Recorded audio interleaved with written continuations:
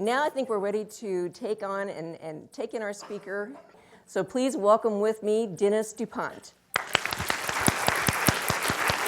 Thank you so much. I appreciate that. So, thank you very much. Now, first off, a hand to Linda Davis for getting all of you people in the front row. Thank you, Linda Davis.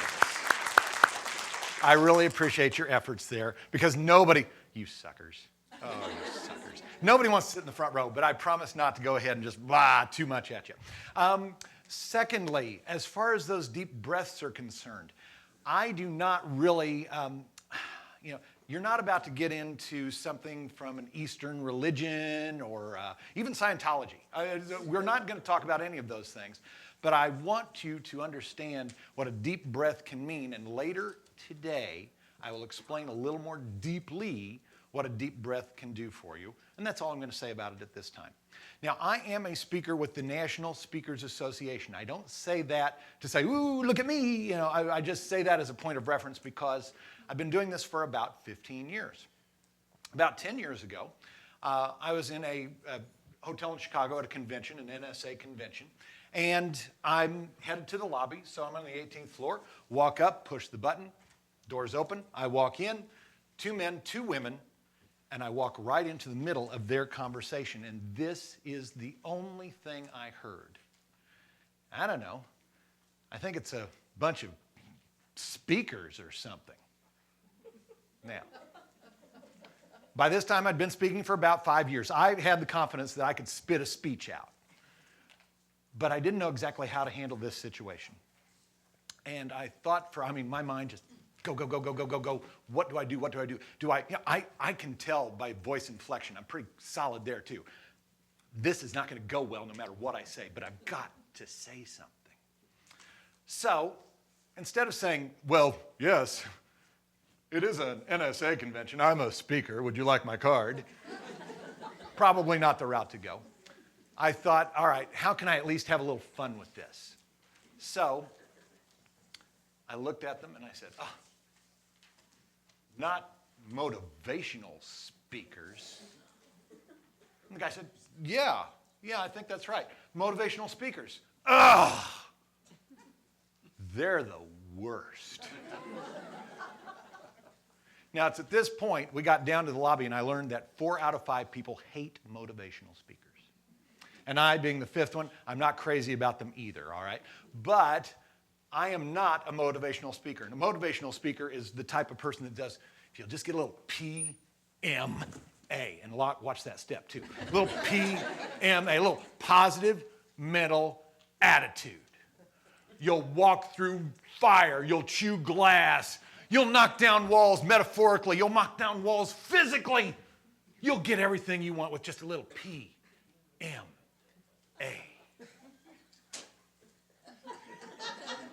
All right, that's a motivational speaker quite often. I am not that.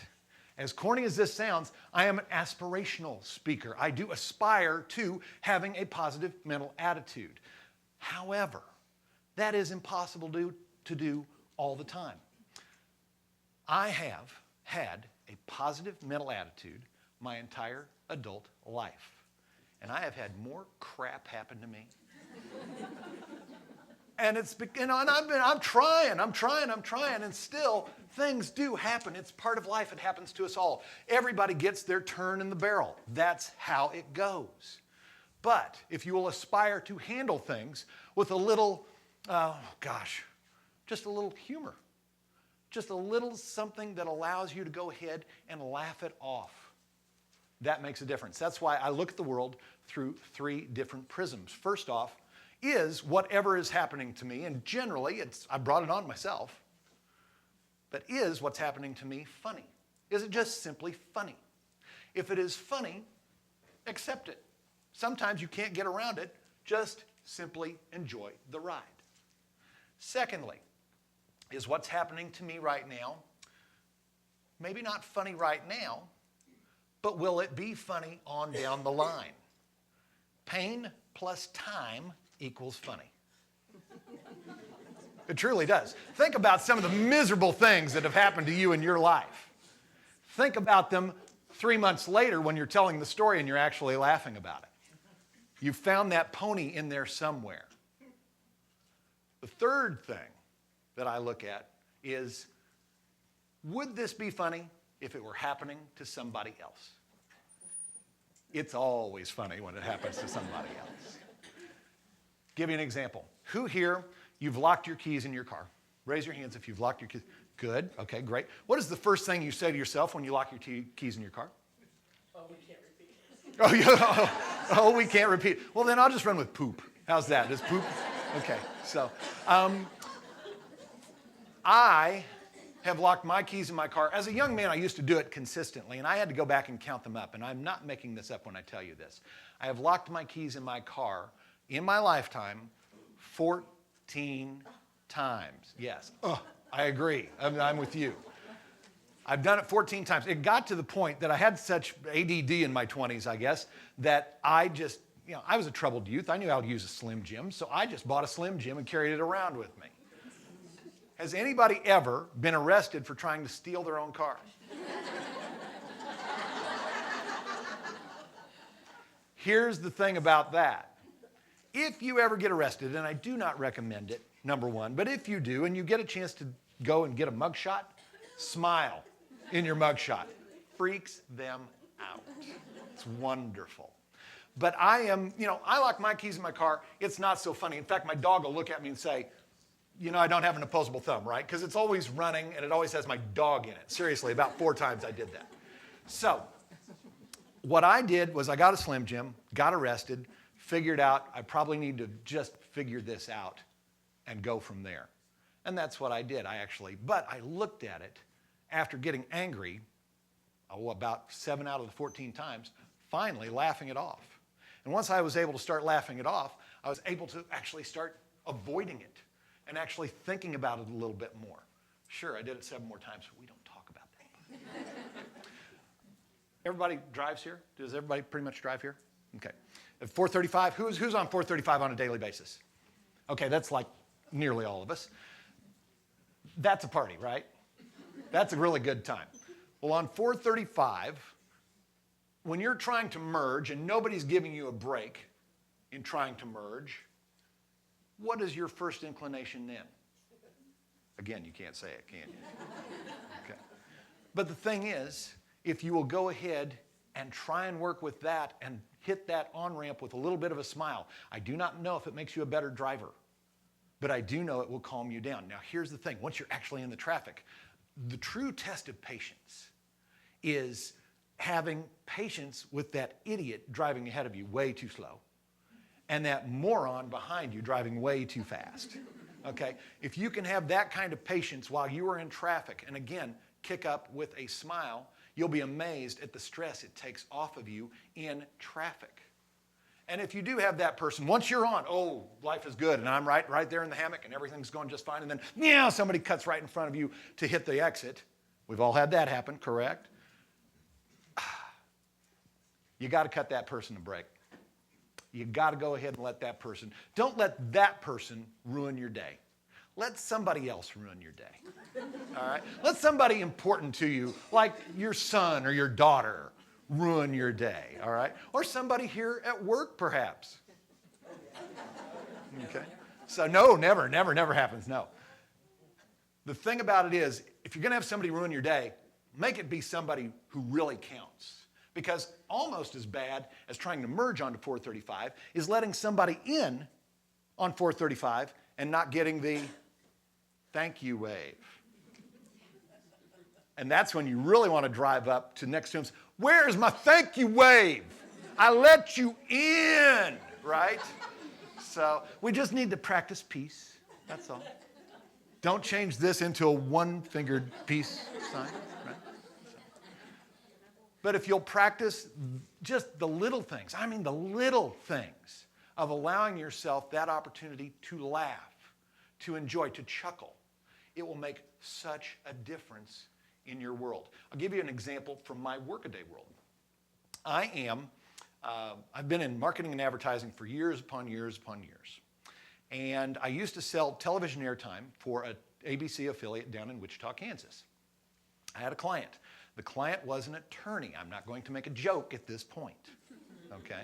But the client was an attorney, and he did not like where his commercials were being placed on air on our station.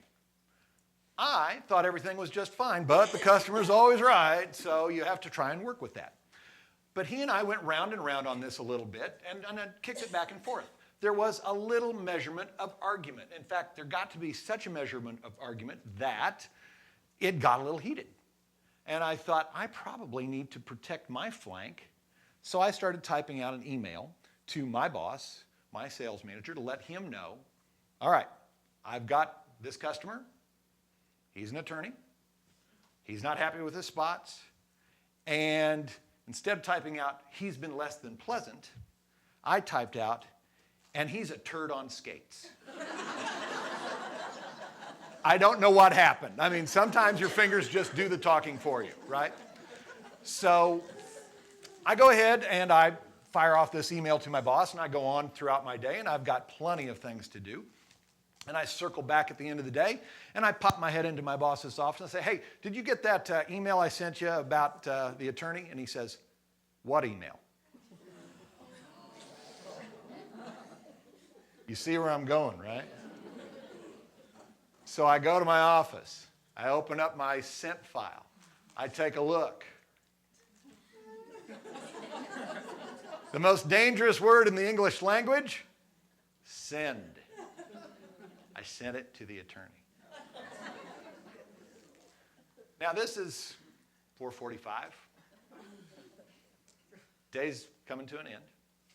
And I don't want this guy to sleep on this all night. So what do I do? What do I do? What do I do? Pick up the phone. And as I pick up the phone, I take 3 deep breaths. Pay attention. You're going to learn this later.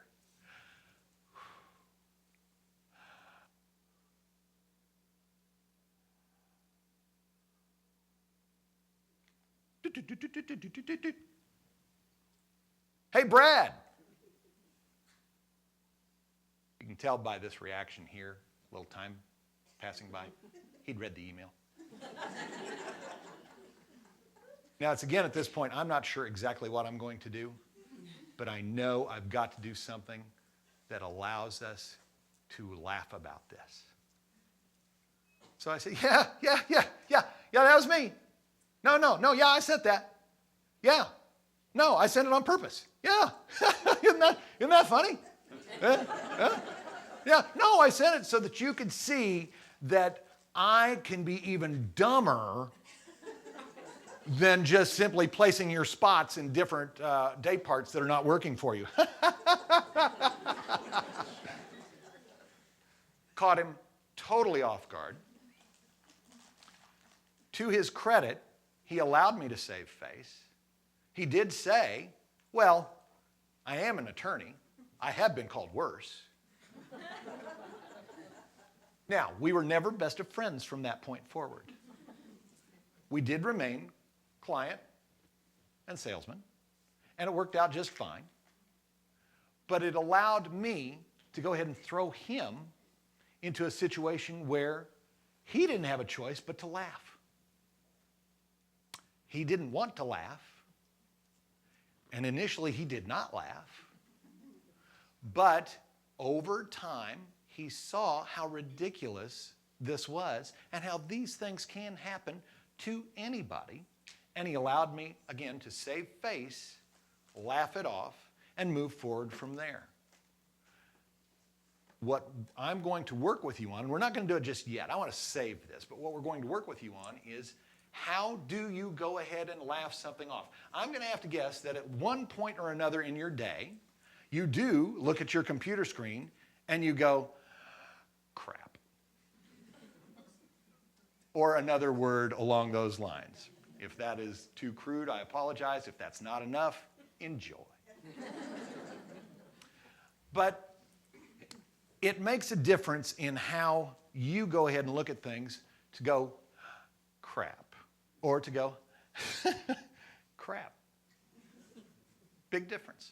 Your body doesn't know. Your body doesn't understand. If you smile, if you kick in a little chuckle, your body actually gets fooled into thinking, this ain't so bad. We'll talk about that more in a little bit. Let me give you an example, though, of how this worked in my family. My father, Paul Jerome, was a big bear of a man. He was 6'6", 280. He wasn't exactly chiseled, but you didn't want to get in his way either. We all called him PJ, and PJ worked on the oil rig, on the oil platform. And when he would come home, he would lay down his rule as law. And he had two things that he said over and over and over again that made a real difference in my life as to how I lived the first part of my life up until I was about 10 years old. He would come home, and if we were doing something that did not really set with him, and when I was a little kid, a lot of things did not set with him, he would say, "I'm going to make a suggestion," only you knew it wasn't a suggestion. He'd say, "I'm going to suggest that if you think that's funny, think again." He had another one. "I'm going to make a suggestion. There is a time and a place for," and this is not the or the.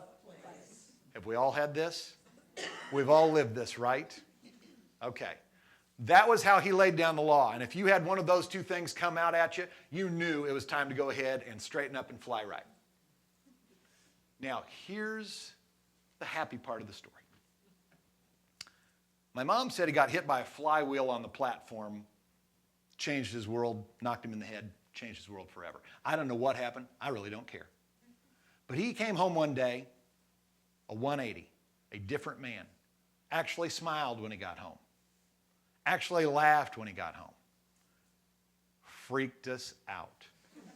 Nobody had a clue as to what had transpired to change this, but he had turned into an entirely different man. And he became somebody that everybody wanted to hang around. And it was wonderful for my little brother Damon and I. Instead of saying, "If you think that's funny, think again," and of course I'd say to Damon, "We know that's funny. You know, shut up, Dennis. Funny ain't getting it right now." I mean, it's, we knew better, but from that point forward, we could actually say something like that in front of my old man. Unbelievable. It was fantastic. And to watch him communicate with other people and laugh so easily about anything that came his way, good or bad or ugly. It didn't matter because he took everything in and laughed everything out. It was fantastic to watch. It allowed us to go ahead and get an understanding of how to laugh it off. Used to be, you get hurt or something would not go your way as a small child, the old man would say, "Walk it off." This one day, he comes home. From that point forward, laugh it off. Unbelievable transformation. Here's what I think a part of it was. My father played the role of victim all of his life up to that day. Never took personal responsibility for anything. Now, I will tell you this right now. I hate personal responsibility. I hate it. I think we all do. I think we'd all rather sit in our underwear and play Xbox or whatever, right? But, okay, that's more of a guy thing, really, but still. But personal responsibility, if you go ahead and simply accept it because you've got to, you don't really have a choice. You have too many responsibilities coming down the line from work and even more importantly from family that you've got to take that responsibility. And if you'll just go ahead and take it and allow yourself to laugh it off along the way, it will make a world of difference. And the real key to personal responsibility, at least for me, has been flexibility. I'm going to say that one more time. Flexibility. Purely as a point of discussion, not because I'm necessarily proud, but just full disclosure. I've been married 3 times. First 2 times, I wasn't very flexible. Didn't really work out for me. This 3rd time, I have been nothing but flexible. And coming up at the end of this month, it will be 18 years. I'll take that. I've earned it. Here's the key, flexibility. And here's where it started with me, with my, well, as she calls herself, current wife. Dinner. I am great at dinner. Now, here's how dinner works for us.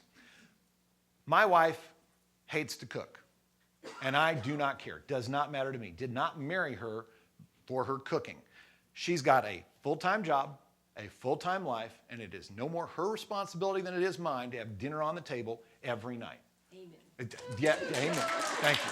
Thank you. Know your audience. Know your audience. Okay. So here's how it works for us. I will call her up and I will say, hey, what you want for dinner tonight? And she'll say, I don't care as long as you bring it home. Excellent, we can work with this. Now sometimes I go out and I get something very nice and we have a lovely spread and it's a beautiful thing. Other times, Sonic. Woo! Everybody eating at Sonic? Everybody familiar with Sonic? Okay, cool. Now, what I learned from the kids at Sonic, it's stuck with me for, well, I'm going to tell you the story. I'm shocked by what I learned from a 16-year-old at Sonic. That's all I'm going to say. Let's see if you're as surprised as I am. There's Sonic at 435 in Row. Everybody familiar with that one? Okay. I pull in one day, and it's not on my drive path. I mean, this is just happened to be out here south. It's dinner time. Pull in, get it to go, pull up, red button. Everybody knows the red button. Push the red button. Out comes the voice. Almost 100 times out of 100, it's the voice of a sullen teenager, saying, welcome to Sonic. Can I take your order? Right? Okay. This time I hear, welcome to Sonic. What can I get for you? Okay, good start. And I'm talking with the guy, and we're having a lovely conversation. And I'm make my order, but I'm a creature of habit. I order two things. I do two things at Sonic every time. Number one, I get a number two with mayo. That's for some people, but it's wonderful for me. And number two, I always ask for a Pepsi. Now, if you're familiar with Sonic, Sonic is a Coke shop. Sonic has nothing but Coca-Cola products. So to ask for a Pepsi is, why would you even do that? Well, I'll tell you why I do that. I love tots. And I figure if I can get that person going back and forth with me and having a little fun, I might get a few more tots. So we're going back and forth, and I say to the guy, so let me ask you another question. You got a Pepsi in there for me? And the guy says, well, I think we do. Okay, it is at this point that not only am I excited, I'm a little nervous. Because this guy could have been just slugging on a 2-liter all day and just decided, sure, I got one for you, and who knows what kind of tot crumbs are in this thing. I don't like tots that much, all right? But I say, wow, okay, great, then I'll take a Pepsi. Excellent, you got it. Be out in a minute. So I'm waiting. I'm still a little shell-shocked, but I see this 16-year-old girl out the door run across to the Shell station. There's a Shell station back in this time. It's closed now, but there was a Shell station, a football field away? I mean, if that much, right? And she runs over there, and I'm going. And then about a minute later, that's my Pepsi.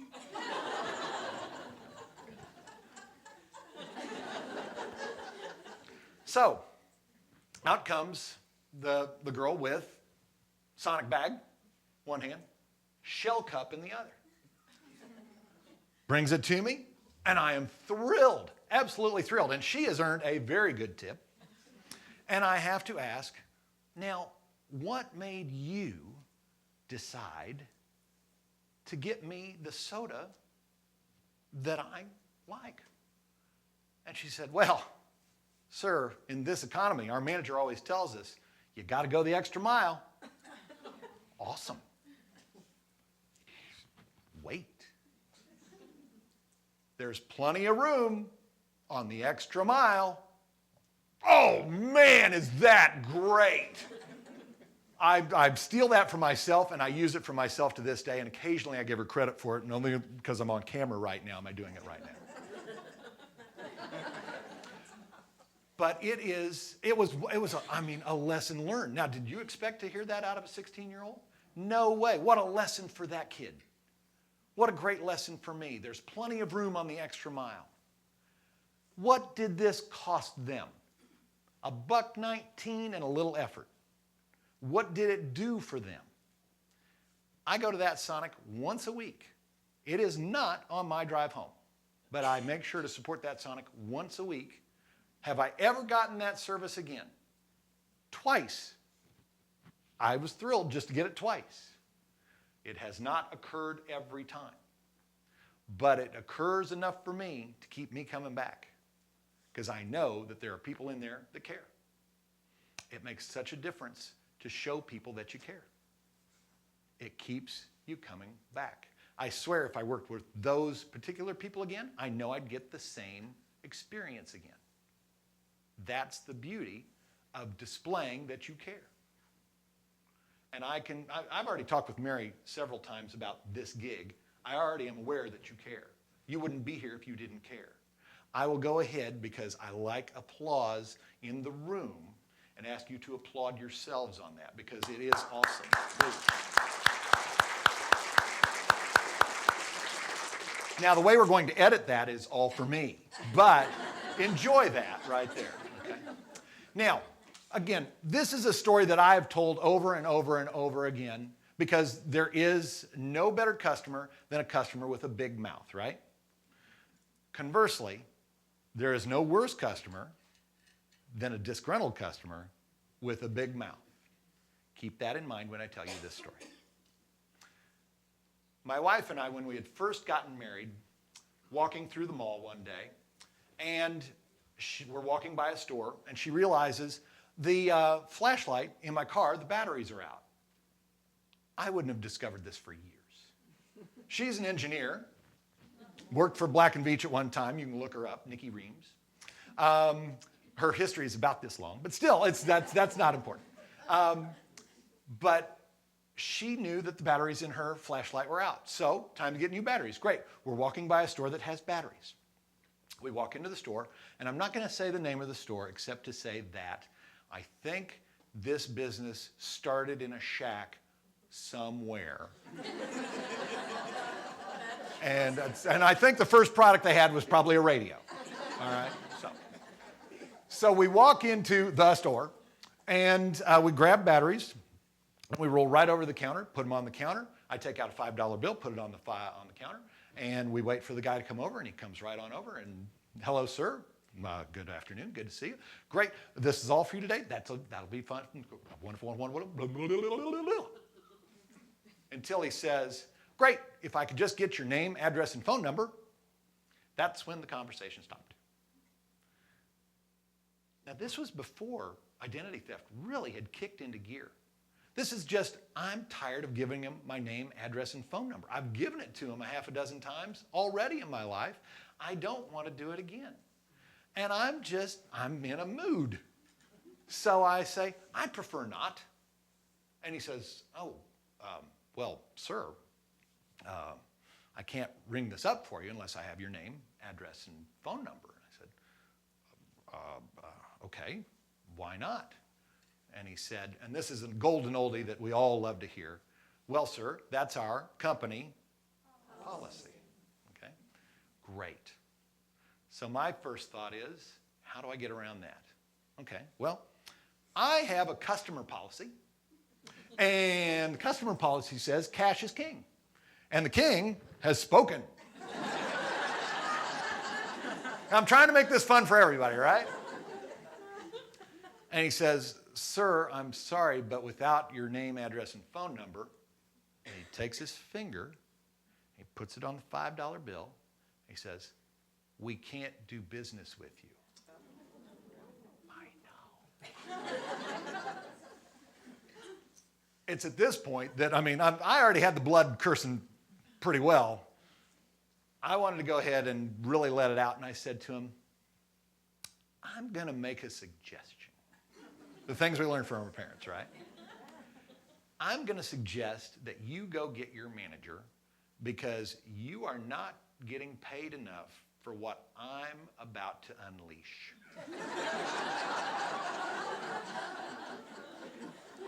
And of course, it's at this point, all good wives are giving that little tug on the elbow, right? Oh, come on, we don't need this.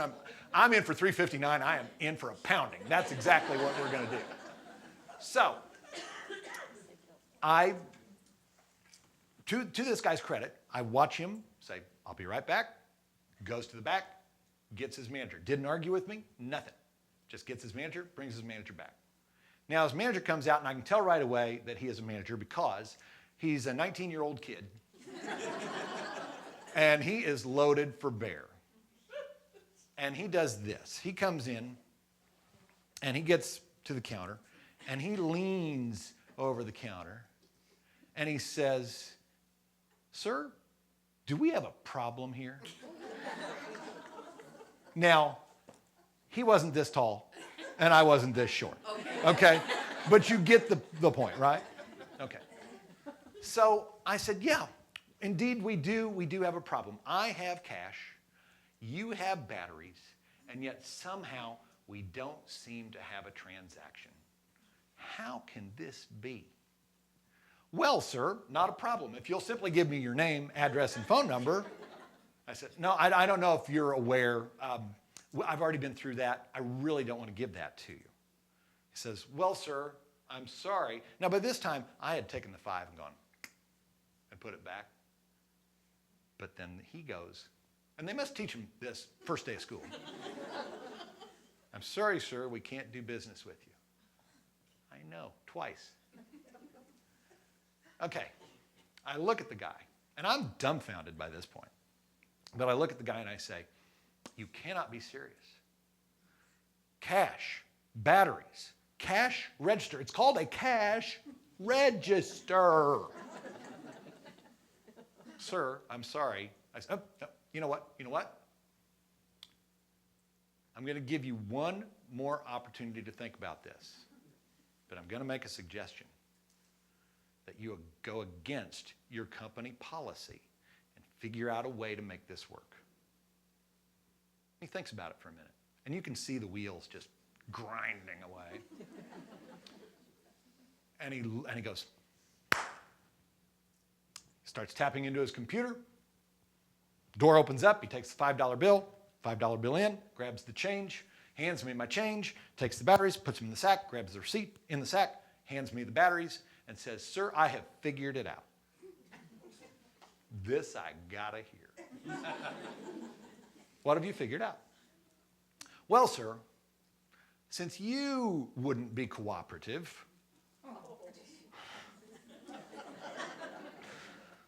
I put my name, address, and phone number into the computer.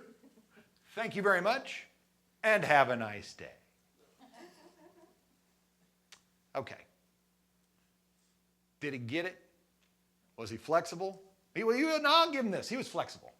Poorly, but he was flexible. He just didn't get it. But flexibility can make such a difference in your world in how you handle any situation that comes down the line. And there are going to be times, and I know that you've already done it, where you've got a company policy. And you do need to adhere to company policy, especially in an organization this big. Otherwise, things can get ramshackle. They really can. But there are times where you need to use your head, and I know everyone in this room has done it, where you go ahead and take that extra step, go the extra mile, and work within the framework that you've got to make a difference for your company and for your clients. When Nikki worked here, I got to see it in the 2 years, and she was only here for 2 years. But I got to see it because I came in a lot because I was unemployed. Yes! And so I got to see how a lot of this corporation operates, and this has been 20 years ago. But I've come back time and time again because I've had the opportunity, thank you again, Mary, for this opportunity, to come and speak here or come and perform here. And to just go to a couple of ball games with a couple of friends that I've been with here. I've seen the culture that you have.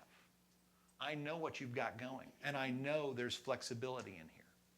What I hope to do is share with you a couple of things that will allow you to understand how to get rid of some of the stress aspects, keep the flexibility, and move forward.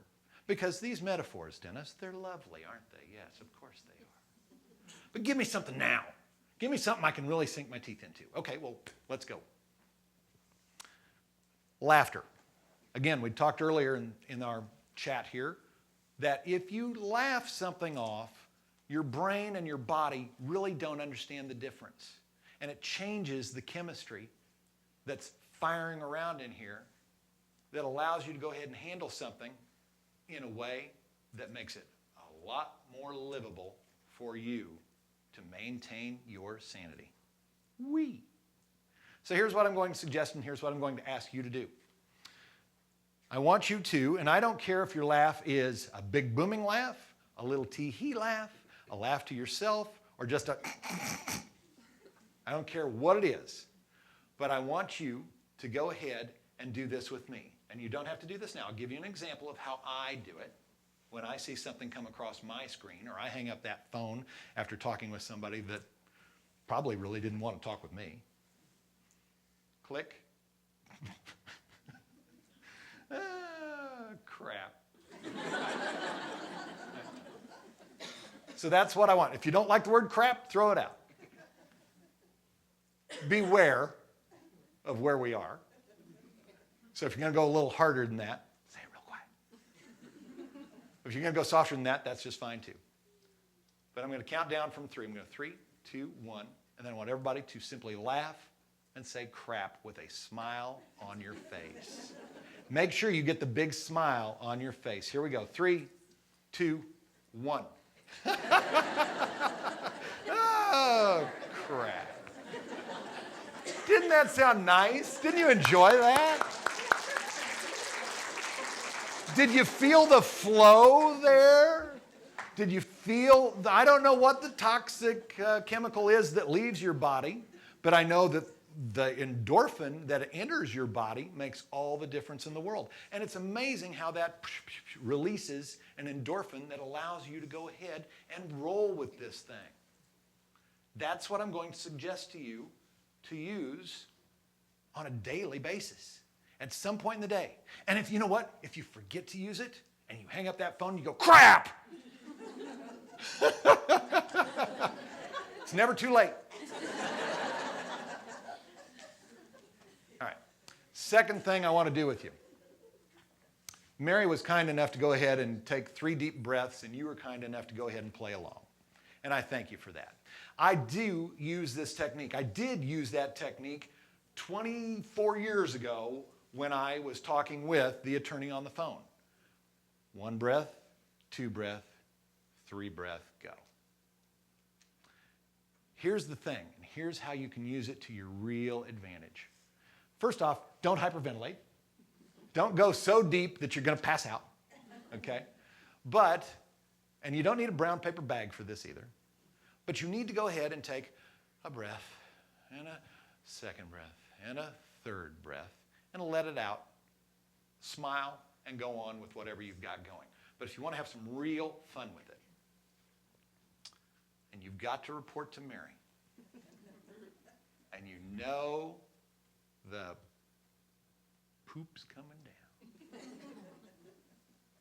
stand outside of Mary's door, and before she even sees you, do this.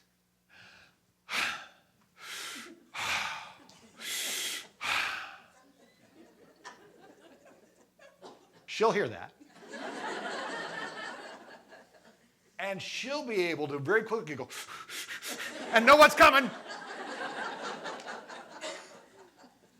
And you two will laugh before you ever get out what the heck is going on. And it will make a difference in how you face this issue. It will make a real difference in how you simply go ahead and allow your mind to process. Because if your mind is in a happy spot, it thinks much more freely. So seriously, Go to Mary's office. 1 breath, 2 breath, 3 breath. Go. You really want to freak somebody out? Go to somebody's office that isn't here right now. 1 breath, 2 breath, 3 breath, go, and see what happens with that. And when you explain what the hell you just did, you'll be amazed at how that goes ahead and tweaks things to where it doesn't change the sincerity and the seriousness that you're dealing with. Does not change the issue, but it changes how you look at that issue. It changes how you move forward from there. And it changes, seriously, how you sleep at night. When you get to the end of the day, whether you had a good day or a bad day, at least you knew you gave it a run. And you gave it a run with some fun. So when do we apply this? I'd like to share one last story with you that really frames it up for me quite well. Because all of these things are lovely, but if you do not apply them, then you do not have that opportunity to truly move forward and grow. Sorry, the personal motivation speaker got in me a little bit there. So when do we apply this? I have a friend. His name's Bryce. He was, when I was at Cake, that's the television station in Wichita, I was 26 years old. He was about 70, and he was ready to retire.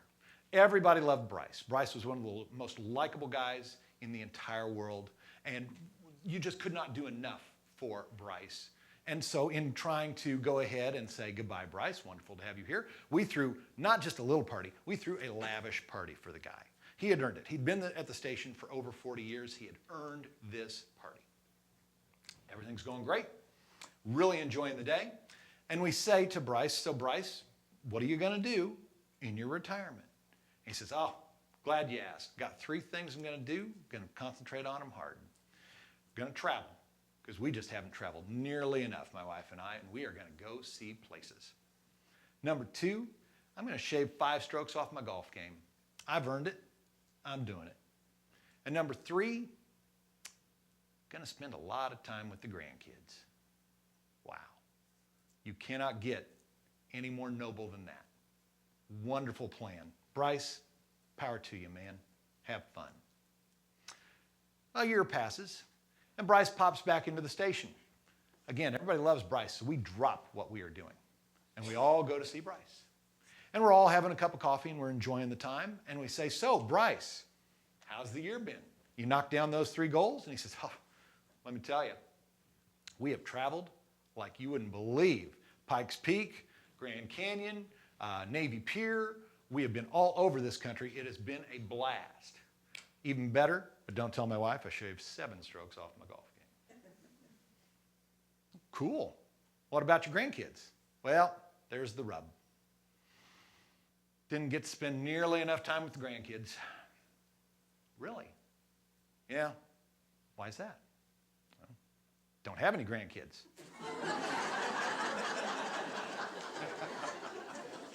Kind of a lofty goal you set for yourself there, Bryce. He says, no, I understand that, but you know what? I have remedied the situation.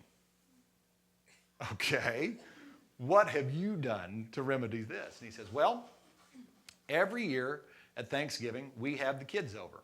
I've got 3 girls, as you all know, lovely girls, wonderful husbands. I mean, we could not be happier with our family situation with the exception of the grandkids. This year, a little something different. Everybody came over, standard fare for our Thanksgiving.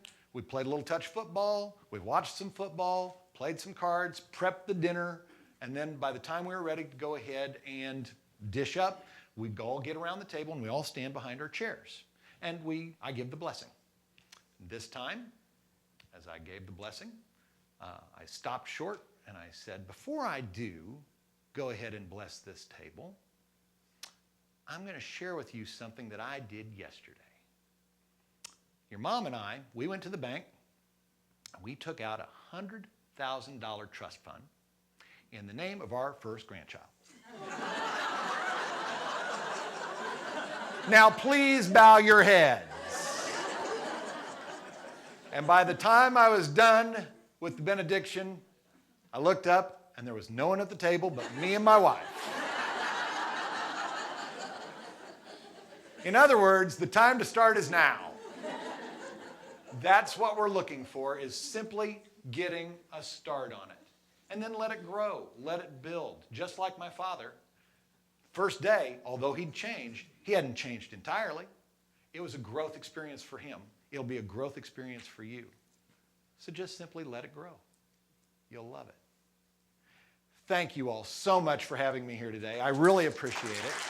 Thank you, Mary. I appreciate it. You guys have been wonderful. Thank you. Thank you. Now, I'm getting you out of here 9 minutes early. You're welcome. And I know there's food on the other side of that wall. So without further ado, I'm going to stand out here and hang out, and if there are any questions that you'd like to ask that I might be able to help you with, another exercise or something, let me know. But thank you again. I really appreciate it.